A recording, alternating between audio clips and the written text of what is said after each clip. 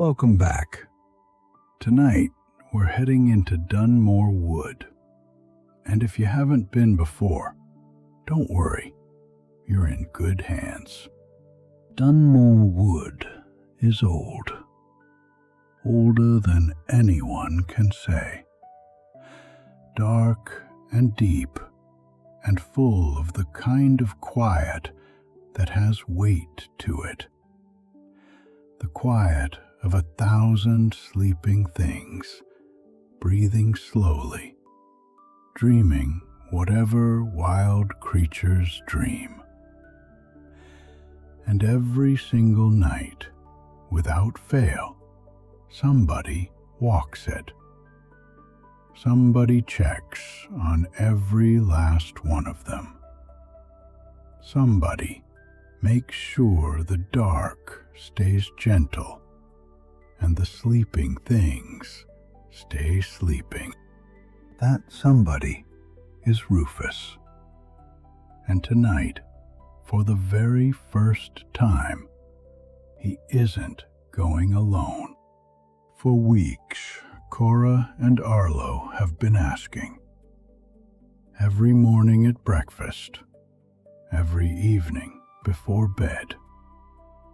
And tonight, finally, they're getting their answer.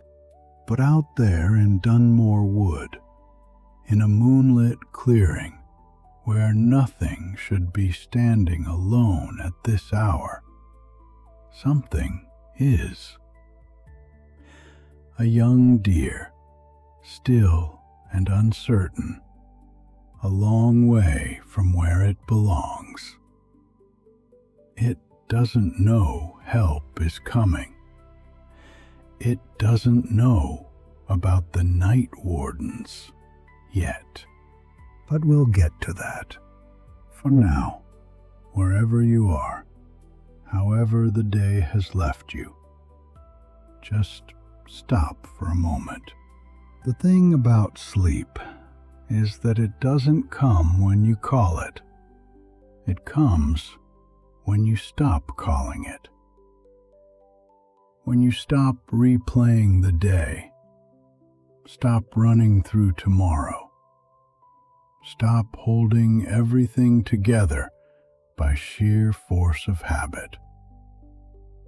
The day is done with you now. It got what it needed. Whatever you didn't finish, whatever you meant to do and didn't, it will all still be there in the morning. And the morning is a long way off yet. You don't have to solve anything tonight, so let the room do some of the work for you. Notice the small things first. The sheet against your hand, the pillow under your cheek, the slow dark at the edges of the room. Nothing needs to be pushed away. Nothing needs to be made perfect. You are here, and for tonight, here is enough. Let the thoughts come if they want to. Don't fight them. Just don't follow them either. Let them move through like weather, there and then gone, and then quieter than before. The wood is waiting, and when you're ready, come in from the dark. It was a cold, still night in Dunmore Wood, and somewhere inside the oldest oak, someone had lost a boot. You could hear it from the path, just barely, just the muffled sound of something being moved, and then something else falling over, and then a voice that was trying to be quiet about it, and not entirely succeeding. A warm line of amber light showed around the edges of a low door set into the roots, and if you stood close enough, you could smell wood smoke and something that had been on the stove all evening. And you could hear, beneath the rummaging, the particular sound of a family that was supposed to have left 10 minutes ago and hadn't. Rufus was standing by the door with his lantern. He had been standing there long enough to have looked up at the stars twice, checked the lantern once, and made his peace with the situation entirely, which it was. Dunmore Wood was always at peace with what it was. It had been here long enough not to need to prove anything to anyone. The trees stood in their rows, and their clusters, and their ancient tangles, bare-branched at this time of year, their shapes dark against the sky, each one as familiar to a certain bear as the lines of his own hands. The paths wound between them, some wide enough for two to walk abreast, some narrow and root-crossed, and known only to those who had walked them enough times to carry them in their feet rather than their heads. The undergrowth was still and frost-edged. The fallen leaves had long since settled into the ground and gone quiet.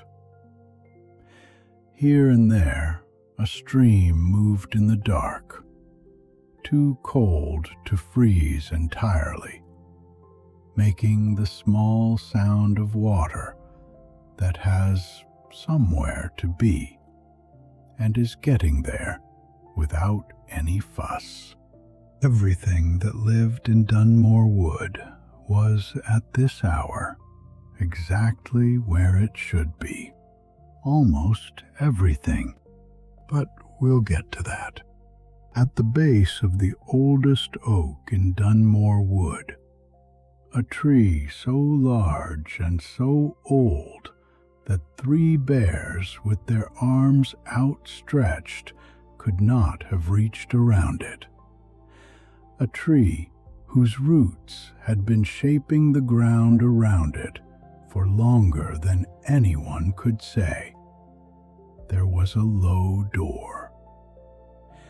It was a good door, solid oak naturally, with a brass handle worn smooth by years of use, and a thin line of warm amber light showing all around its edge that meant someone was home and the stove was on, and there was no particular hurry about anything. From inside came the sound of voices, not loud voices, the particular voices of a family in the middle of getting ready to go somewhere, which is to say, not quite ready, and not quite agreeing about why, and working through it in the way that families work through things, which is to say, imperfectly, but with a great deal of underlying affection that nobody was currently bothering to mention because it didn't need mentioning. Rufus was standing by the door with his lantern. He had been standing by the door with his lantern for some time now. He was a patient bear by nature. It was one of the things that made him good at his work. The ability to be still and wait without it costing him anything. And he was applying that patience now with some effort. His large round glasses caught the lamplight. His forest green sweater, thick and cable knit and slightly bobbled at the elbows from years of honest use, was pulled close against the cold that was creeping in through the open door. He had his boots on. He had the lantern. He had checked the lantern twice. He was, in every meaningful sense, ready. The cubs were not ready. From somewhere down the hall came the sound of Arlo, who had found one Wellington boot and was engaged in a passionate and largely one-sided argument with the space under his bed about the whereabouts of the other one. The argument had been going on for several minutes and showed no signs of resolution. Occasionally, something was moved. Occasionally, something fell over. Occasionally, Arlo said something that was not quite a word, but conveyed his feelings on the matter with considerable clarity. Cora was ready. Cora had been ready for 20 minutes. She was standing in the middle of the main room, in her deep red cape with the hood already up. Her small brown boots laced and double knotted with the careful precision of someone who had looked up how to do a proper knot and then practiced it until it was right. Her arms were folded in the particular way of someone who is being very patient about something and would like that patience acknowledged, preferably soon, and certainly before her brother managed to lose anything else. She had been looking forward to this night for longer than she could properly remember. It had started, as most things in the Warden household started, with a question. Cora had asked it first, as she usually did. Sitting at the breakfast table one morning in early autumn, watching her father pull on his coat in the gray pre-dawn light. Watching him check the lantern and tuck his scarf and pull the low door open onto the dark, and saying very quietly, so as not to wake Arlo, "When can we come?" Rufus had looked at her for a moment. Then he had looked at Nora. Then he had gone out into the morning without answering, which was not a no, and Cora had filed it carefully away. Arlo had asked it differently, as he did most things differently, loudly, at dinner, with a piece of carrot on his fork, directing the question at both parents simultaneously, and following it up with a detailed argument for why the answer should be yes, and should be yes soon. Nora had said, "We'll see." Rufus had said nothing, which Arlo had taken as encouragement, and Cora had taken as something more complicated. The weeks had passed. The question had been asked again in various forms at various times, with various degrees of subtlety. Arlo's degree being approximately none, Cora's being rather more. And then one evening, 3 days ago, Rufus had come in from his rounds and sat down at the table and looked at them both across it and said simply, "Friday." That was all. Just Friday. Cora had nodded once, as though she had known all along. Arlo had knocked his cup over, and now it was Friday, and Arlo couldn't find his boot. "He had it this morning," said Cora, to no one in particular. "I saw him wearing it in the garden." "He was wearing both of them in the garden," said Nora from the kitchen, in the tone of someone who had already said this, and was prepared to say it as many more times as necessary. "So that doesn't help us. I'm just saying I saw it." "I know you're just saying." Nora appeared in the kitchen doorway, wiping her hands on a cloth, and looked down the hall toward the sound of Arlo's ongoing excavation. She had the look of a bear who had made her peace with a great many things over the years, and was in the process of making her peace with this one. "Arlo, the boot." "I'm looking," said Arlo, from under the bed, or possibly inside the wardrobe. It was difficult to tell. "Look faster," said Nora pleasantly. She went back into the kitchen. Cora looked at Rufus. Rufus looked at Cora. Something passed between them. Not quite amusement, not quite exasperation.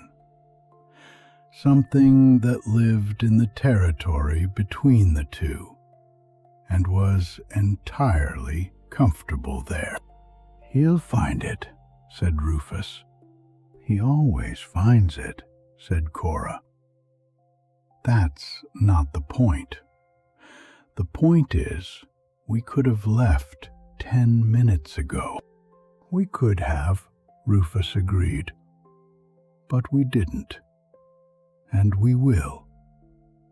And the wood will still be there." Cora considered this with the expression of someone who understood the logic, but reserved the right to remain mildly annoyed about it anyway.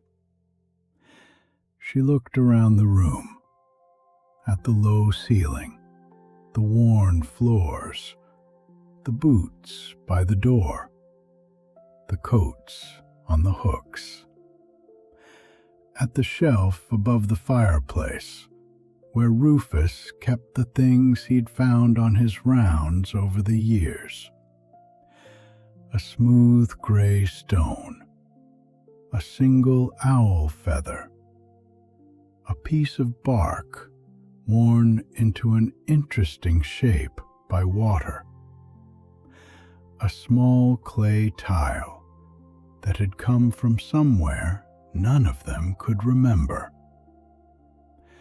At the lamp on the table, burning steady and low, the way it always burned when they were all at home. She had grown up in this room.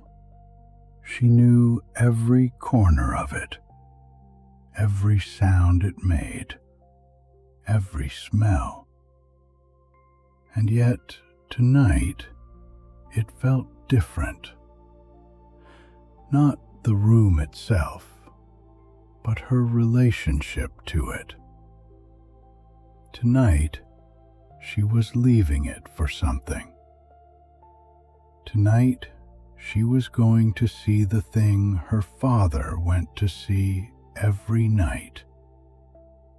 The thing that had always been on the other side of the low door. The thing that the lamp was left burning for. She straightened her hood and waited. From the kitchen came the sound of Nora moving about. The quiet domestic sounds of a home continuing to be a home, regardless of what else was happening in it. The stove ticking as it cooled. A cup being set down. The particular creak of the third floorboard from the left that Rufus had been meaning to fix for 2 winters and had not yet fixed, and which had become, without anyone deciding this, simply one of the sounds of the house. Familiar, unremarkable, entirely itself. The house smelled of wood smoke and the tail end of whatever had been on the stove earlier. Something warm and root vegetable and deeply satisfying. And of wool drying near the fire.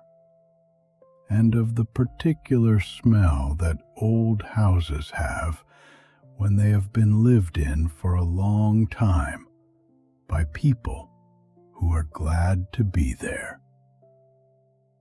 It was a good smell, the kind that settled into you without asking permission and stayed long after you'd left. "It was behind the log basket," said Arlo. He appeared a moment later, pulling the second boot on as he walked, which was not the most efficient way to put a boot on, but was very much Arlo's way of doing things. In motion, slightly sideways, committed to the attempt regardless of whether the conditions were ideal.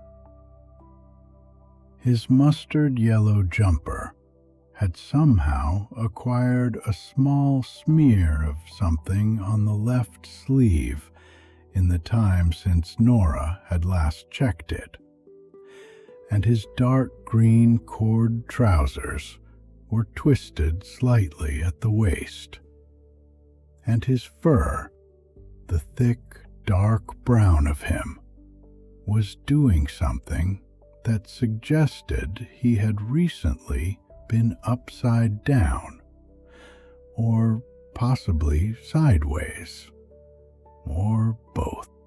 He arrived in the main room looking pleased with himself in the way of someone who has solved a problem, glossing smoothly over the fact that he had also created it. Nora appeared from the kitchen and looked at him for a long moment with the particular expression of a mother bear who has seen everything and is no longer surprised by any of it, but retains the right to address it nonetheless. "Come here," she said. "I'm fine," said Arlo. "You're twisted. Come here." He submitted to being straightened with the resigned dignity of someone who knows they are beaten and has decided to bear it gracefully. Nora turned him around, set his trousers right, smoothed the front of his jumper, looked at the smear on his sleeve, held it up to the light, decided there was nothing to be done about it, and let him go. Then she looked at both of them, at Cora, straight-backed and ready in her red cape, hood up, boots double-knotted, radiating the quiet intensity of someone who has been waiting for this for a very long time, and is not going to let anyone see quite how much. At Arlo, now more or less the right way around, already trying to see past his father into the dark of the wood beyond the open door, his eyes bright and his whole body slightly forward-leaning, like a bear who is technically standing still, but is really already outside, and has been for some time. Nora looked at Rufus. Something passed between them. Not words, just the particular look of two people who have been doing this together for a long time and understand each other without needing to explain. The look said several things simultaneously. Among them, "They're ready," and "Be careful, and I know you will be, and bring them back the same as you're taking them, and I know, and good." "Back before the cold gets into the ground," she said. "We always are," said Rufus. "I know you always are." She looked at the cubs one more time. "Stay with your father, both of you. You don't go anywhere he hasn't gone first. You don't touch anything without asking. And if he tells you to be quiet—" "We're quiet," said Cora. "Immediately," said Nora. "Not in a moment, not after one more question." "We know," said Arlo.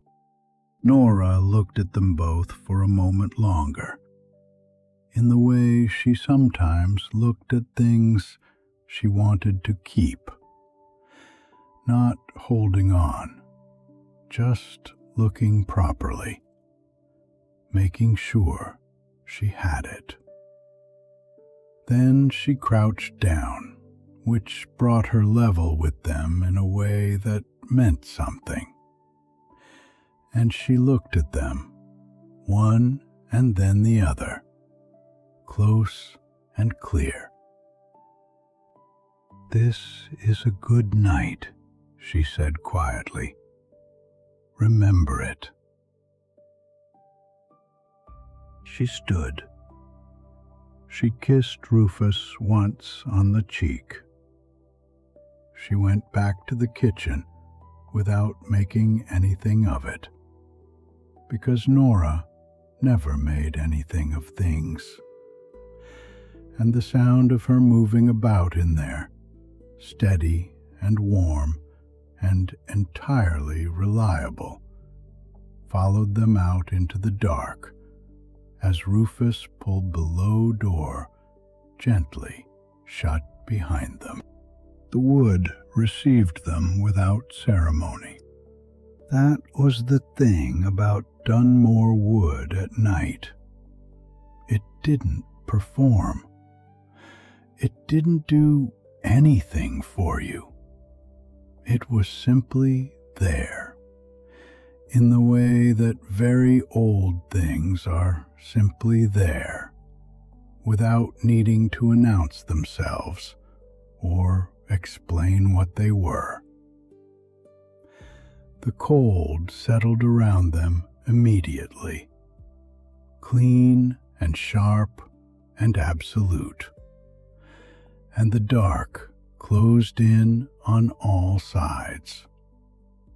And above them, through the bare branches, the stars were extraordinary.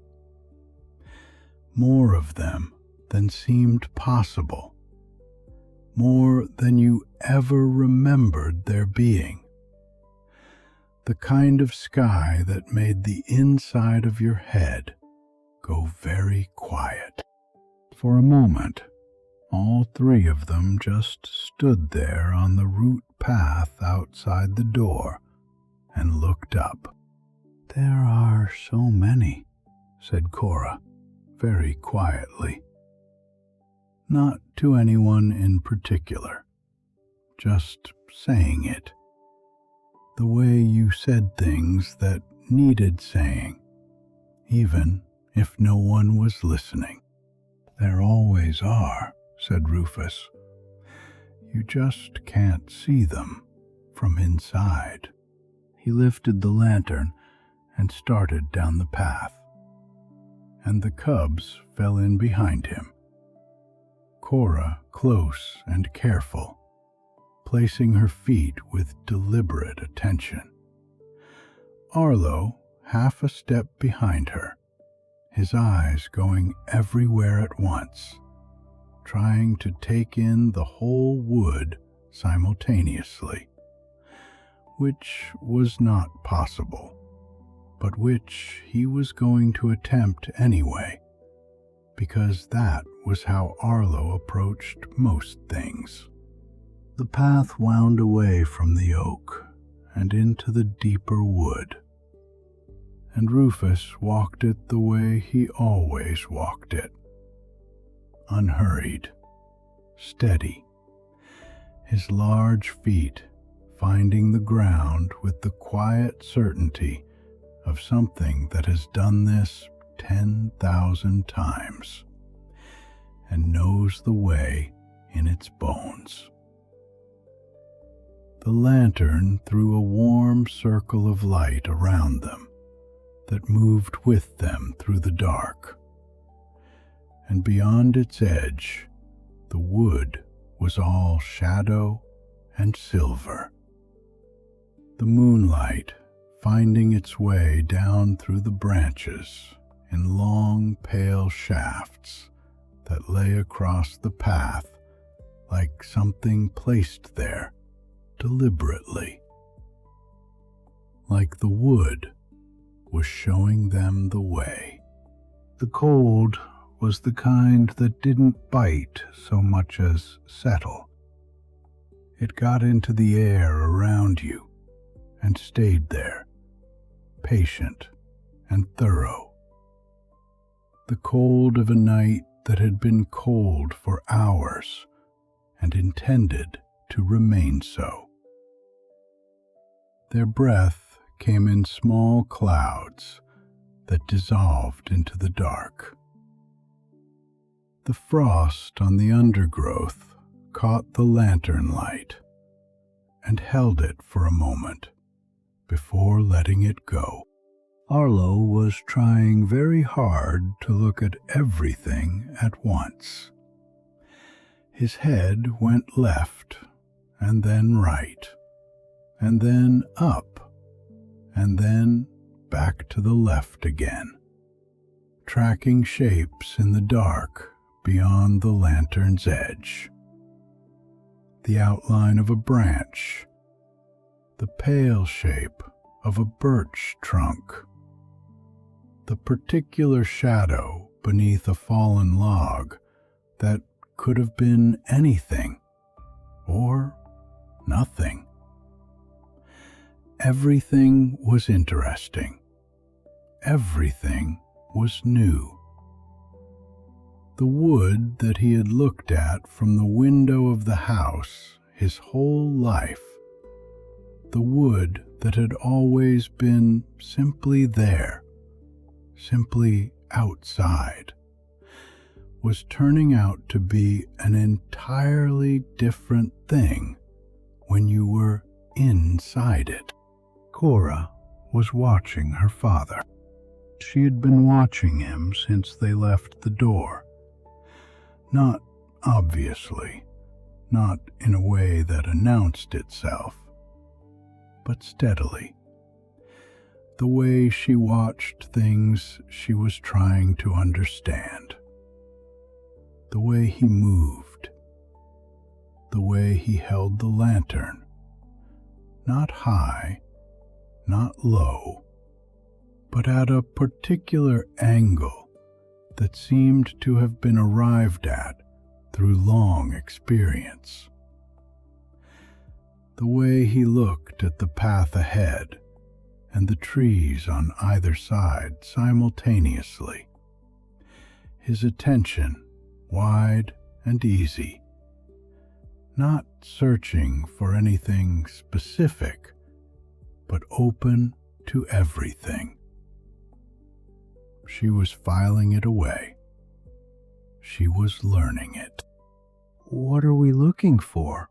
said Arlo, in what he believed was a whisper, and what was, in practice, somewhat louder than that. "Nothing in particular," said Rufus. Arlo considered this. "Then how do we know when we've found it?" "You'll know," said Rufus. "When something isn't right, you know.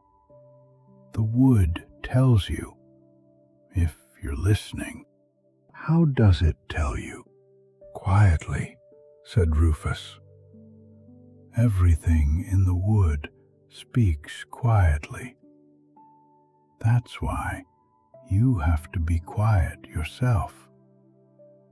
You can't hear a quiet thing if you're making noise." Arlo closed his mouth. He walked in silence, and the wood walked with them. The creak of a branch somewhere above, the distant sound of the stream, the soft give of the frost-hardened earth beneath their feet. It was not an uncomfortable silence. It was the kind of silence that had texture to it, that was made up of small sounds rather than the absence of them. And the longer you walked in it, the more you could hear. Arlo lasted nearly a full minute. "Is that a badger set?" he said. It was. Rufus stopped and held the lantern low, and they looked at it together. The dark entrance in the bank, worn smooth at the edges by years of coming and going. The earth around it packed and bare. The particular stillness of a place where something was deeply, safely asleep. Not the stillness of emptiness, the stillness of presence, of something breathing slowly in the dark below, warm and certain, and entirely unaware of the 3 bears crouching at its door. Rufus was quiet for a moment, in the way he was quiet when he was reading something that wasn't visible. His head slightly tilted, his breathing slow, his whole attention gathered into a point and directed at the dark entrance in the bank. "How many are in there?" said Cora, very quietly. "4, said Rufus. "The same family that's been in this set since before I started walking these rounds. The old boar is getting on now. Sleeps deeper than he used to." He paused. "All well." He stood and moved on. "How can you tell?" said Arlo, falling back into step. "How can you tell they're all right if you can't see them?" "You learn to read the signs," said Rufus. The entrance, how it looks, how it smells, whether anything has disturbed it. The ground around it, the air above it. It's not one thing. It's all of it, together. He glanced back at Arlo. You'll learn. It takes time. How long did it take you? Rufus thought about it. Years, he said. But you start learning the first night, which is tonight. Arlo seemed to find this satisfactory. He walked on with a slightly different quality of attention, still looking at everything, but looking at it differently now, trying to read it rather than just see it. They found the roosting owl next, a tawny, sitting so still on her branch that she might have been carved there. Her eyes closed, her feathers fluffed against the cold into a shape that was more sphere than bird. She was perhaps 8 feet above the path, close enough that the lantern light reached her, and she didn't move when they stopped below her, didn't twitch or shift or give any sign that she knew they were there. She's been on that branch for 11 winters, said Rufus as they moved away. The same branch? Said Cora. The same branch. Cora looked back at it over her shoulder, at the still round shape of the owl against the dark. Does she know us? Rufus thought about this in the way he thought about things that deserved proper consideration. She knows something comes by, he said. Whether she knows it's us, I couldn't say. But she's never moved when we pass. Not once in 11 years. That's something. It means she trusts you, said Cora. It means she's not afraid, said Rufus, which might be the same thing. They walked on. The wood deepened around them, the trees older and closer together here, their roots more complex, the path narrower and less certain underfoot. This was the part of Dunmore Wood that didn't get much light, even in the day. The part where the canopy, even bare as it was dense enough to hold the dark in. It felt older here, more itself.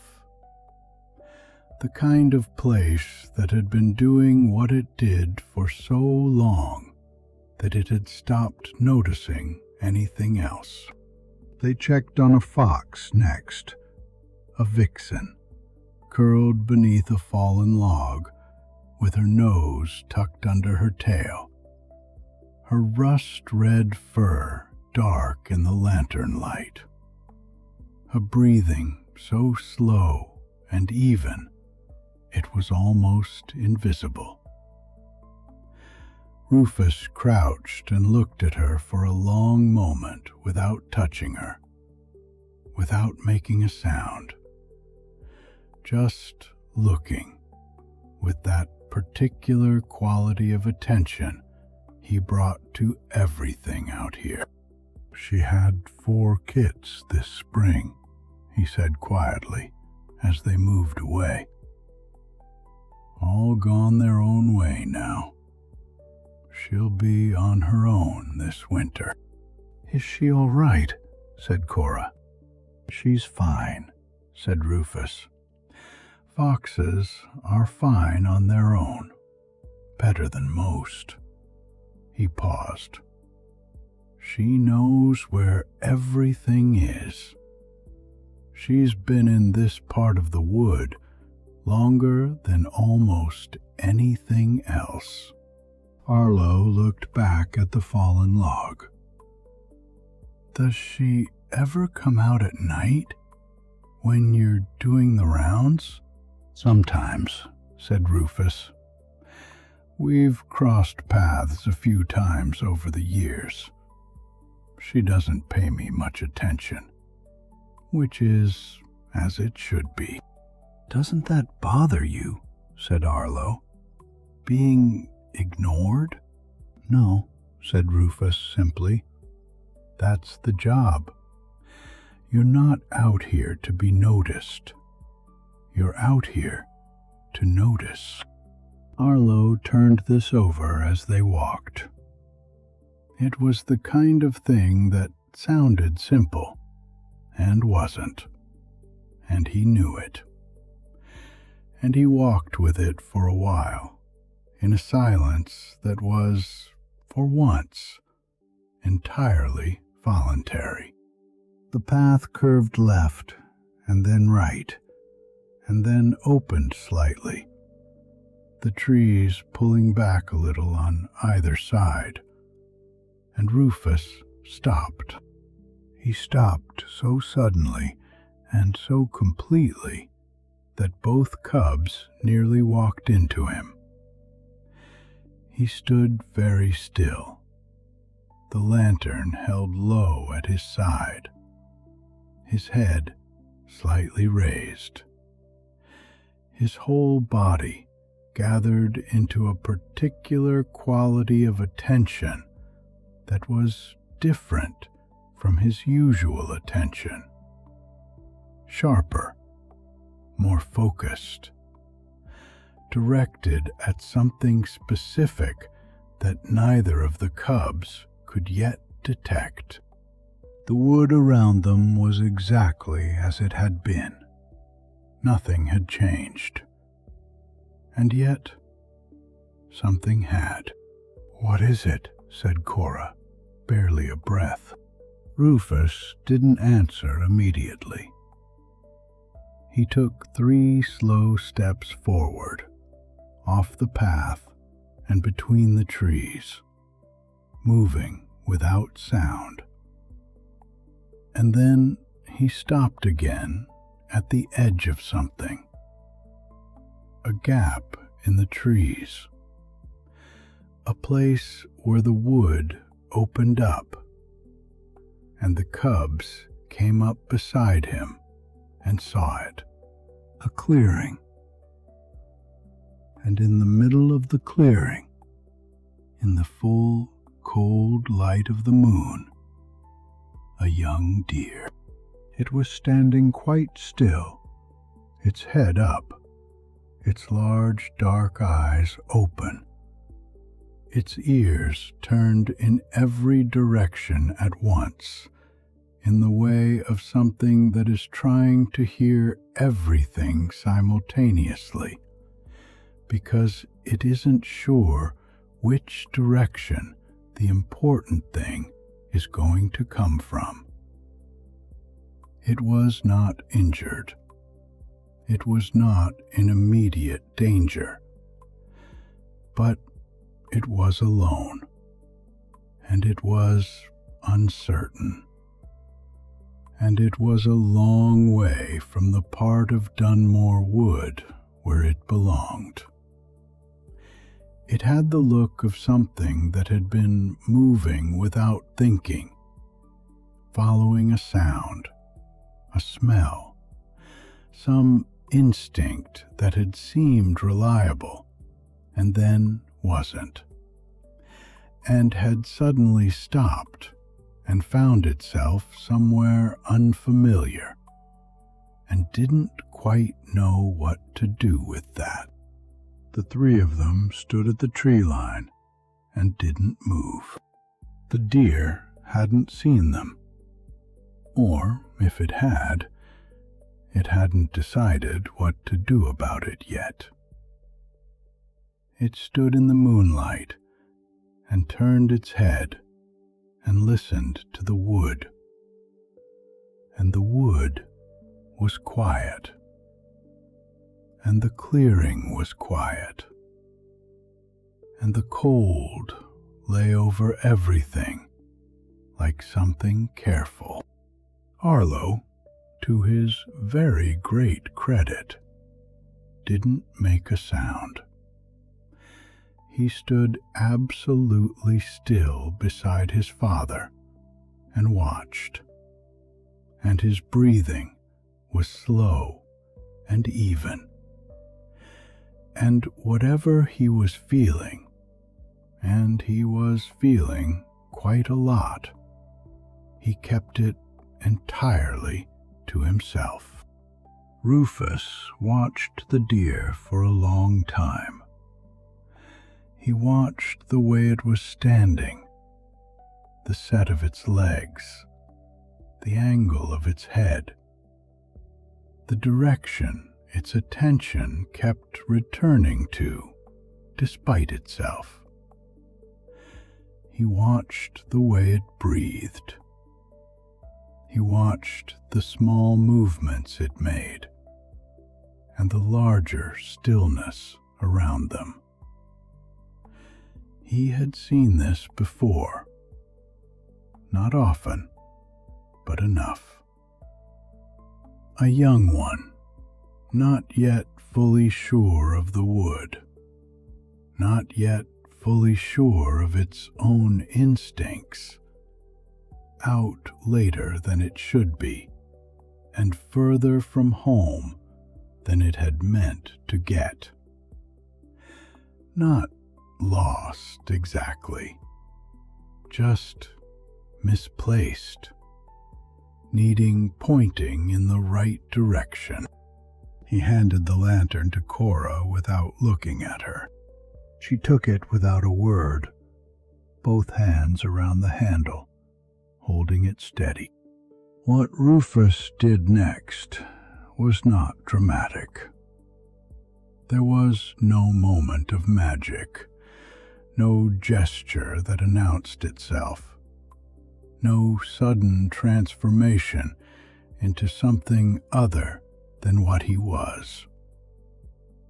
He simply moved, slowly, at the very edge of the clearing, keeping to the shadow of the trees, placing each foot with a care that made no sound at all on the frost-hard ground. He didn't approach the deer directly. He didn't go toward it. He moved around it, wide and patient, a long arc that kept him always at the edge of the clearing, always in the shadow, until he was on the far side, the side where the tree line opened in the direction the deer needed to go, the direction that led back toward the part of the wood where it belonged. And then he stopped, and he was still, and he waited. The deer's head turned. It stood for a long moment, reading the air, reading the dark, reading whatever it was that deer read when they were trying to understand the world. Its ears moved. Its nostrils worked. It took one step, and then another, and then stopped again, and stood, and considered. Cora barely breathed. She was holding the lantern so still that the flame inside it had stopped moving entirely. a small, steady point of light in the dark at the edge of the clearing, and she was watching her father on the far side, his dark shape against the trees, absolutely monsterless, absolutely patient, doing nothing except being exactly where he needed to be. And then, slowly, without hurry, without anything that looked like fear, the deer began to move toward the tree line, toward the opening, away from the clearing and back into the deeper wood, in the direction of the part of Dunmore Wood where it belonged, where the ground was familiar and the smells were right, and the dark was the particular dark of home. It passed within a few feet of where Rufus stood. It didn't run. It just walked, steadily and with a kind of quiet purpose, into the dark between the trees. And the wood closed around it, and it was gone. And the clearing was empty again in the moonlight. Just cold air and frost-edged grass, and the sound of nothing in particular. Rufus stood for a moment in the place where it had been. Then he came back across the clearing to where the cubs were waiting, and took the lantern back from Cora and looked at them both. Arlo let out a long, slow breath that he had apparently been holding for some considerable time. "How did you know where it needed to go?" said Cora. "I know this wood," said Rufus. "I know where everything belongs. When something is out of place, you can feel it. Not like an alarm, nothing like that. More like a note that's slightly off. You notice it before you know you've noticed it." He looked back at the empty clearing for a moment. "And when you know where something belongs, you just make it easy for it to get back there. You don't push. You don't chase. You just open the way and let it find itself." "What if it hadn't gone?" said Arlo. "Then I'd have waited longer," said Rufus simply. "There's no hurry. There's never any hurry out here. The wood has its own time, and it doesn't much care about ours." Cora looked at the place where the deer had disappeared into the trees, the dark gap between the trunks where it had passed through and been swallowed by the wood. "Will it be all right?" she said. "It'll be all right," said Rufus.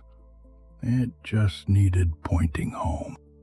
They stood in the clearing for a moment longer, the three of them, in the moonlight and the cold and the quiet. The stars moved overhead in their slow, ancient way, indifferent and magnificent. Somewhere in the wood, a branch shifted and settled. The stream talked quietly to itself in the dark somewhere below them. The sound of it rising and falling on the still air. Then Rufus turned and lifted the lantern and started back the way they had come.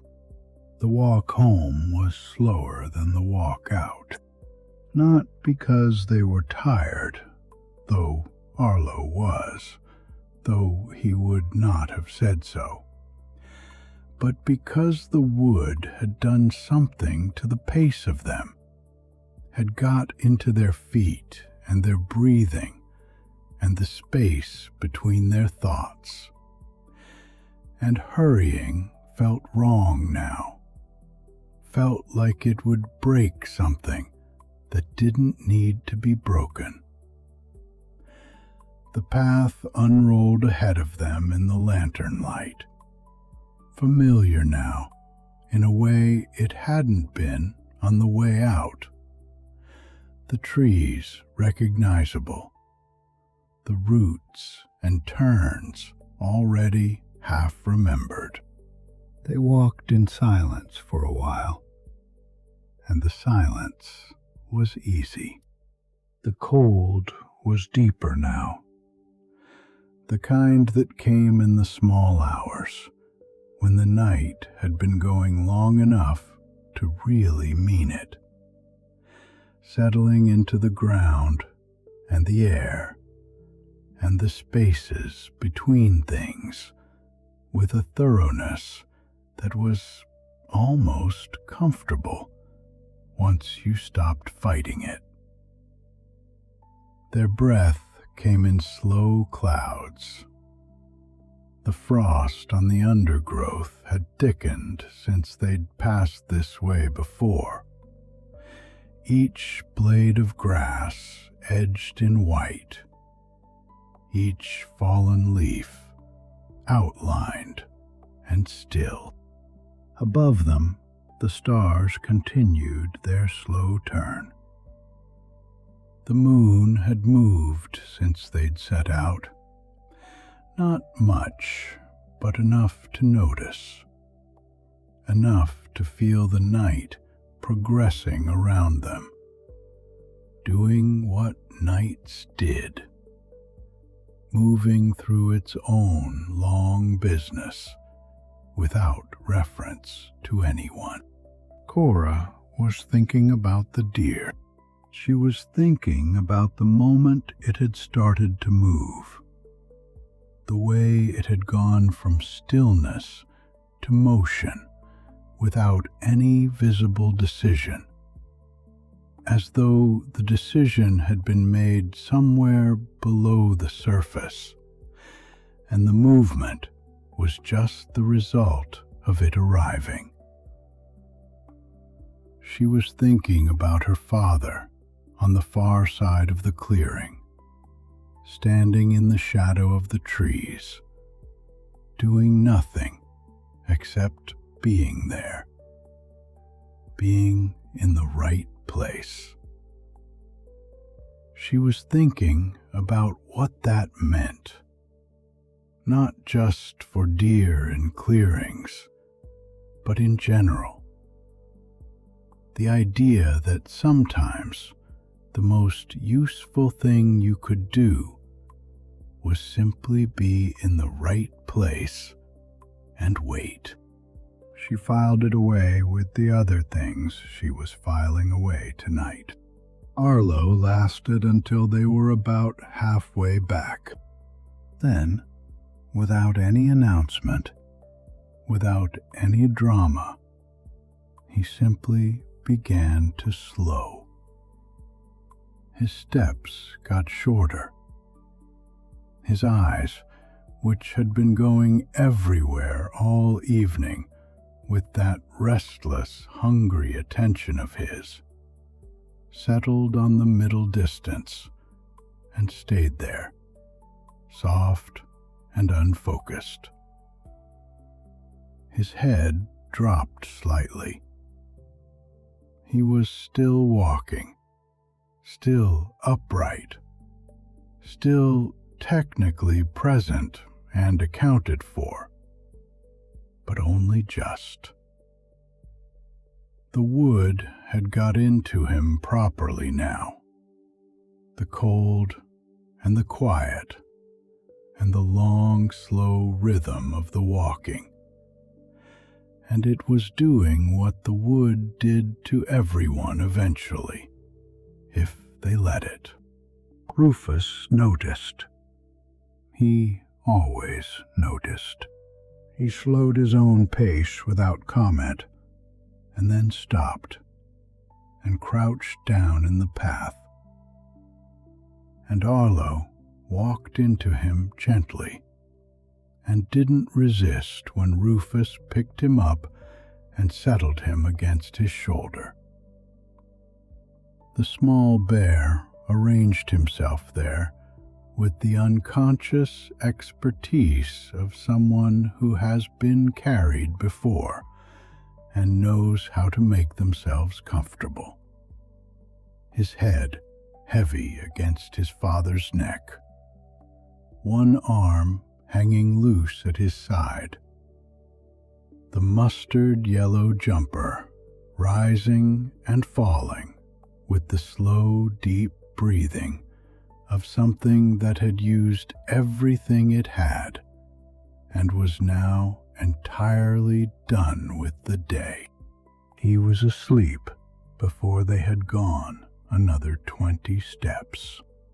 Rufus walked on, one arm around the sleeping cub, the lantern in his other hand, and Cora walked beside him, and the wood moved around them, slow and dark and full of its own quiet business.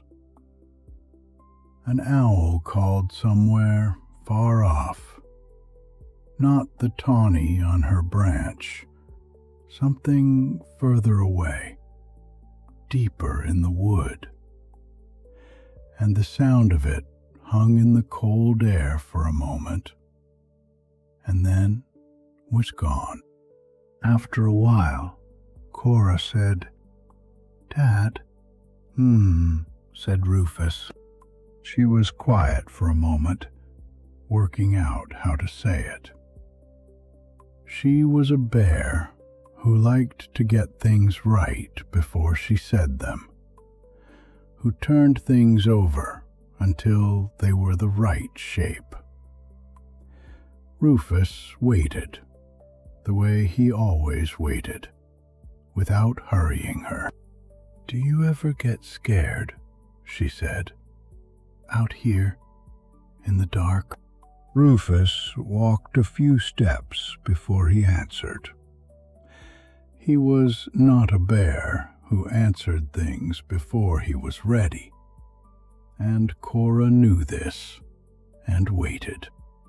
"Not anymore," he said. "But you did, when I was young, when I didn't know it yet." He looked up through the branches at the stars, still sharp, still countless, beginning their slow, imperceptible turn toward morning. The dark felt like something then, like it was waiting, like there was something in it that wasn't in the day. And now? He thought about it. The lantern swung gently in his hand, throwing its warm light across the path ahead of them, the familiar routes and turns of the way home. "Now it just feels like the world with its eyes closed," he said. "Everything that's here in the day is here in the dark, too. The trees are the same trees. The paths are the same paths. The badgers are in their sets, and the owl is on her branch, and the deer are where they belong, or close enough. It's just quieter, and quiet isn't something to be afraid of." Cora walked beside him, and thought about this in the careful way she thought about things, turning it over, looking at it from different angles, the way she did with everything that seemed important. "I wasn't scared tonight," she said after a while. Not boasting, just noting it, the way she noted things, as a fact, for the record. "I know," said Rufus. "Arlo wasn't either. Not really. He was just excited." "He was," said Rufus. "He'll be calmer next time. They all are, the second time." Cora looked up at him. "There'll be a next time?" Rufus looked down at her, and the faintest thing moved across his face. Not quite a smile, something quieter than that, something that lived in the territory just behind a smile, and was in some ways more than one. "Get some sleep," he said. The low door of the oak came into view ahead of them through the trees, the warm amber light showing around its edges, steady and certain, the way it always was when Nora had left the lamp on, which she always did, which she would always do on every night they went out, for as long as they went out. A small, quiet, entirely reliable thing that meant home and warmth and someone waiting, and that Rufus had never once taken for granted, and never would. He pushed the door open gently with his foot, careful not to disturb Arlo. The warmth of the house came out to meet them, wood smoke and the last of the stove, and the particular smell of a home that had been quietly waiting and was glad to have them back.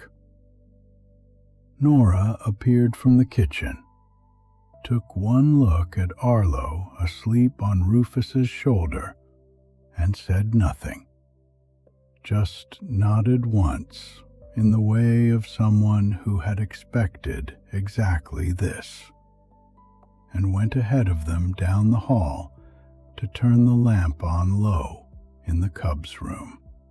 Rufus laid Arlo down without waking him. Nora had already turned back the blanket.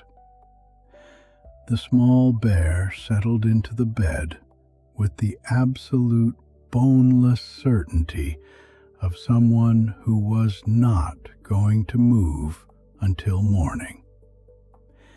His mustard jumper slightly askew, one arm flung wide, his face entirely peaceful in the low lamplight. The face of a cub who had done something real for the first time and been changed by it in ways he wouldn't be able to name until much later, if ever. Rufus stood for a moment looking at him, at the rise and fall of him, at the deep, uncomplicated sleep of it. Then he went to Cora's room. She had taken herself to bed with a minimum of fuss, which was very Cora. She was already under her blanket when he looked in. Her red cape hung neatly on the hook behind the door, her boots side by side beneath it, laces still double knotted. Her eyes were open, just barely, the particular open of eyes that are on their way to being closed and know it and are not fighting it. She looked at him from the pillow. "Same time next week," she said. Rufus looked at her for a moment, at this small, serious bear who had walked the rounds beside him all night without complaint, who had held the lantern steady without being asked, who had watched and listened and filed everything away with that quiet, careful attention of hers that missed nothing and forgot nothing. "Get some sleep, Cora," he said. He pulled her door to and stood for a moment in the hall, listening to the house settle around him. The tick of the stove, the creak of the familiar floorboard, the deep quiet of two cubs already gone or nearly gone into sleep. Then he went back through to the kitchen, where Nora had made something warm without being asked, the way she always did. And they stood together at the counter in the quiet of the house and didn't need to say much, because there wasn't much that needed saying. Some nights were like that. The good ones, mostly. "How were they?" said Nora after a while. Rufus considered it properly, the way he considered everything. "Good," he said. "They were good." Nora nodded, as though this was what she had expected, which it was. She picked up her cup. "Cora will want to come every week now." "I know."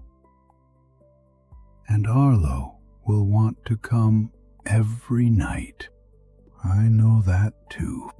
Nora looked at him over the rim of her cup. "And?" Rufus looked back at her. "And we'll see," he said. Which was, Nora reflected, exactly what she had said to Arlo at dinner all those weeks ago. Which meant, as it had meant then, that the answer was probably yes, and the only question was when. She didn't say this. She just drank her tea.